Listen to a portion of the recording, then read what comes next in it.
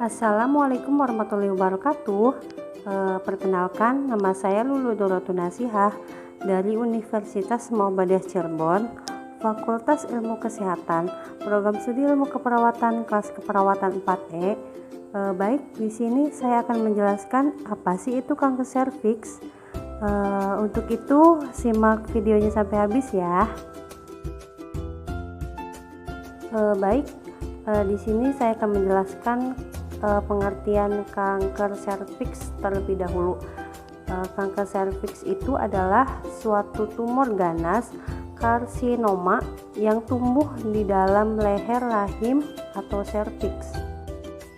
Nah, untuk ciri-ciri kanker serviks ini beragam ya teman-teman.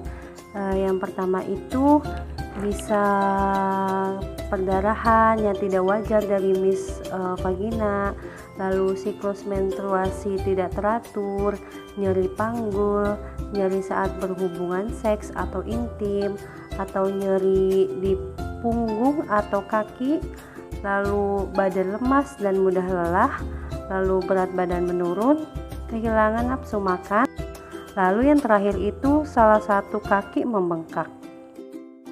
Untuk faktor resiko terjadinya kanker serviks ini juga beragam ya teman-teman. Yang dimulai yang pertama itu bisa aktivitas seksual terlalu dini.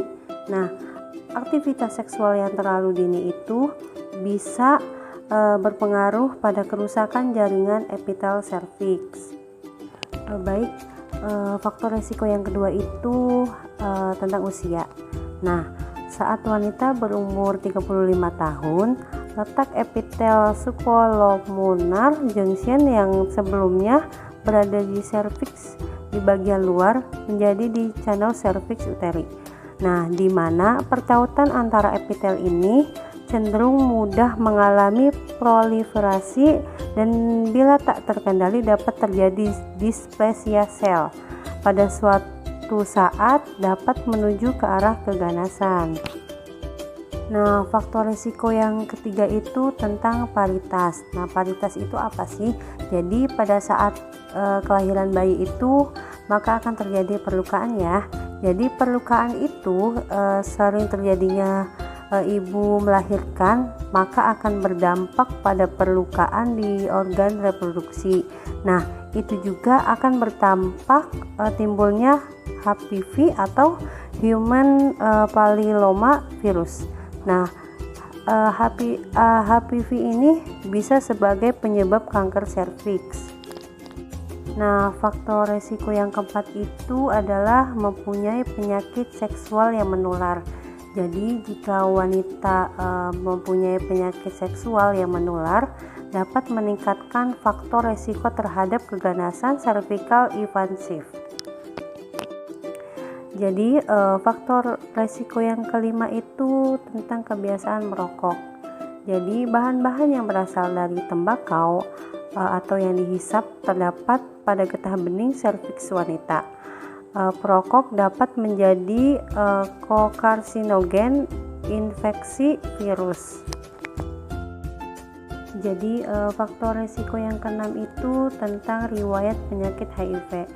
Wanita yang terinfeksi HIV itu dapat teridentifikasi memiliki risiko tertinggi. Karena apa? Karena perkembangan neoplastik dan paraneoplastik itu dari serviks dapat menimbulkan kanker serviks.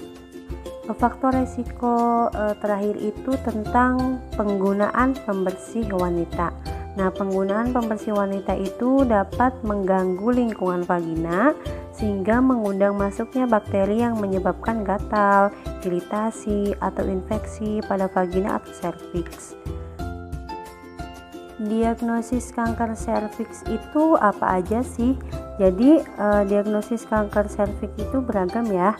Yang pertama itu berupa ultrasonografi, lalu CT scan, lalu MRI, lalu IVA atau pap smear. Kanker serviks juga dapat menimbulkan dampak negatif berupa yang pertama itu rasa sakit akibat penyebaran kanker, lalu yang kedua itu gagal ginjal, lalu yang ketiga pengumpulan darah, lalu yang keempat perdarahan berlebih, lalu yang kelima fistula, lalu yang keenam bisa menyebabkan kematian. Jadi itulah pembahasan saya seputar kanker serviks. Terima kasih untuk teman-teman semuanya yang sudah menonton videonya sampai akhir. Semoga video ini dapat bermanfaat untuk teman-teman semuanya. Sampai jumpa untuk video-video saya selanjutnya. Wassalamualaikum warahmatullahi wabarakatuh.